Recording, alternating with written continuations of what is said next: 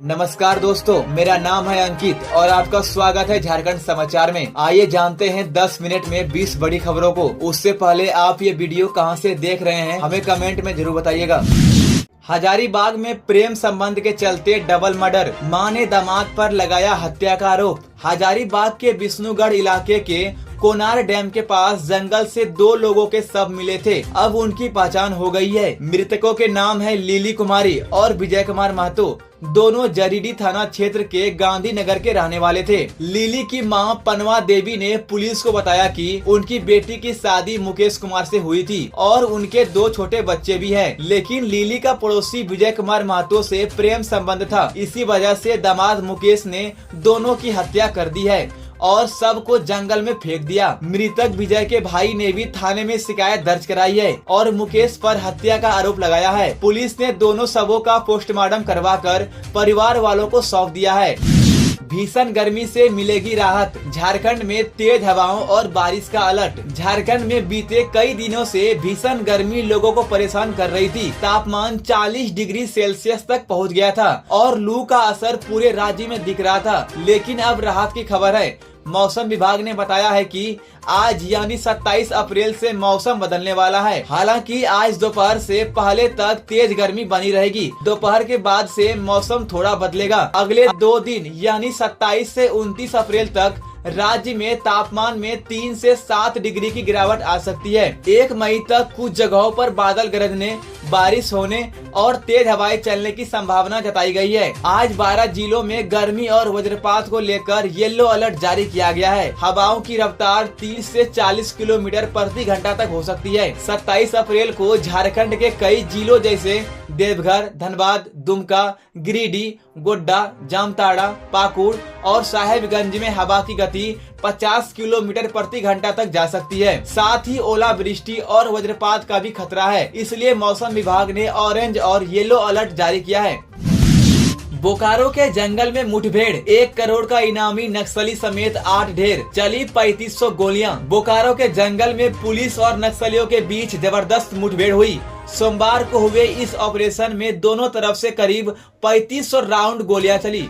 नक्सली ने पहले हमले किया था और बड़े पत्थरों के पीछे छिपकर पुलिस पर फायरिंग शुरू कर दी थी। सुरक्षा बलों ने भी पूरी ताकत से जवाब दिया। जवानों ने AK-47, इंसास राइफल, LMG और ग्रेनेड से नक्सलियों पर हमला किया। इस भीषण मुठभेड़ में 1 करोड़ का इनामी नक्सली प्रयाग और उसके साथी साहेब राम मांझी मारे गए। सुरक्षा बलों ने प्रयास के पास से 1 लोडेड सिक्सर और साहेब राम के पास से इंसास राइफल बरामद की। 25,000 का इनामी नक्सली अरविंद यादव उर्फ अविनाश भी मारा गया। उसके पास से SLR गन, 120 जिंदा गोलियां और 2 मैगजीन मिली। मुठभेड़ में 2 महिला नक्सली भी मारी गई, जिनके पास भी इंसास राइफल थी। टोटल 8 नक्सलियों को मार गिराया गया, जबकि 10 नक्सली भाग निकले। गंगा जल पर निशाना, सांसद निशिकांत दुबे का बांग्लादेश पर बड़ा हमला। पहलगाम में हुए आतंकी हमले के बाद देश भर में गुस्सा है।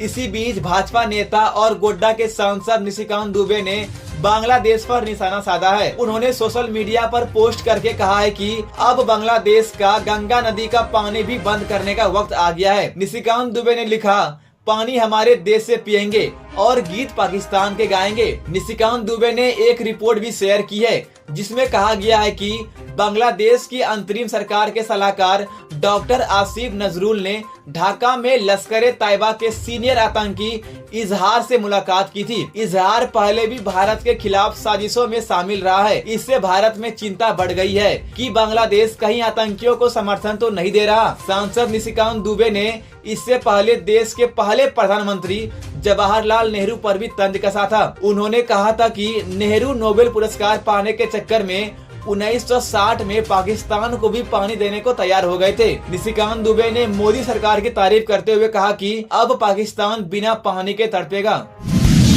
पहले मानी गई थी सामान्य मौत, अब हत्या की आशंका में कब्र से निकाला गया शव। पश्चिमी सिंहभूम जिले के मांझारी थाना क्षेत्र के टांत नगर इलाके में शनिवार को पुलिस ने मजिस्ट्रेट की मौजूदगी में एक कब्र खोदकर महिला का पुराना शव निकाला। शव को फॉरेंसिक जांच के लिए चाईबासा भेजा गया। दरअसल बरकीमारा गांव की 27 साल की मेंजो पूर्ति की मौत 7 अप्रैल को हो गई थी। गांव वालों ने बिना पुलिस को सूचना दिए आपसी बातचीत करके उसे दफना दिया था। दफनाने से पहले लोगों ने शव की तस्वीरें खींची थी। कुछ दिन बाद जब गांव वालों ने तस्वीरें देखी तो उन्हें शक हुआ कि महिला की मौत सामान्य नहीं हुई थी। इसके बाद मृतका के पति दुबगा पूर्ति ने 16 अप्रैल को थाने में शिकायत दर्ज कराई और हत्या की आशंका जताई। पुलिस ने जांच शुरू की और मांझारी सीओ सुनील कुमार की मौजूदगी में कब्र से शव निकाला गया। अब फॉरेंसिक जांच के बाद ही पता चलेगा कि महिला की मौत कैसे हुई थी।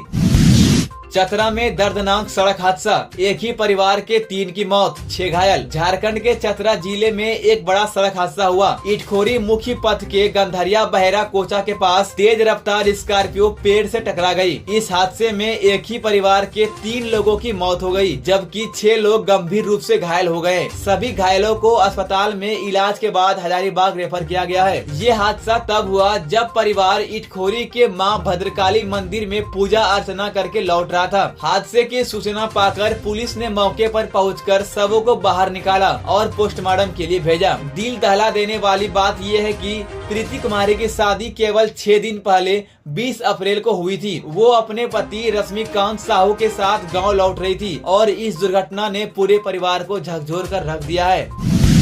शादी के 2 दिन बाद युवक ने की आत्महत्या। धनबाद में फंदे से लटका मिला शव। धनबाद जिले के झरिया के फुलड़ी बाग इलाके में एक दर्दनाक घटना सामने आई है। यहाँ हैंडसम खान नाम के युवक ने शादी के 2 दिन बाद फांसी लगाकर आत्महत्या कर ली। उसकी शादी झाझा की एक लड़की से हुई थी। शादी के अगले दिन वह पत्नी के साथ ससुराल जा रहा था, लेकिन रास्ते में दोनों के बीच किसी बात को लेकर झगड़ा हो गया। इसके बाद हैंडसम अकेले अपने घर लौट आया और पत्नी मायके चली गई। परिवार वालों ने बताया कि रात में हैंडसम खाना खाकर सो गया।